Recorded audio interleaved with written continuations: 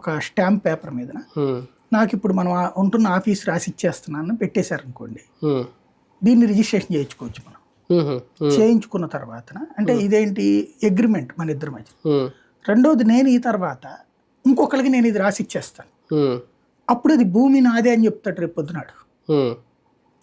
భూమి నాదేనని వాడు కోర్టుకి వేయచ్చు. వేసినప్పుడు కోర్టు ఏం చేస్తుంది, ఈ వివాదం తేలేంత వరకు యథాతథ స్థితి అంటుంది. అప్పుడు మధ్యలో వాడు ఎవడైతే ఉంటాడో వాడు ఉంటాడు.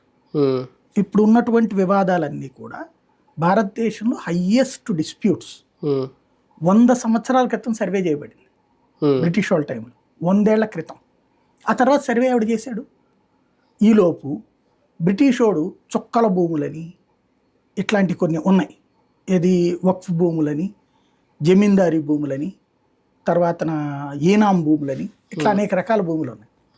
ఇవన్నీ ఆనాటి కాలమాన పరిస్థితుల ప్రకారం ఇవ్వబడిన భూములు, అంటే జమీందారు దగ్గర ఉండే భూములు జమీన్ భూములు. అట్లాగే మనకి ఈ వినోబా భావే గారి ఉద్యమం కారణంగా, భూదానోద్యమం కారణంగా కొన్ని భూములు జనాలు డొనేట్ చేసేసారు.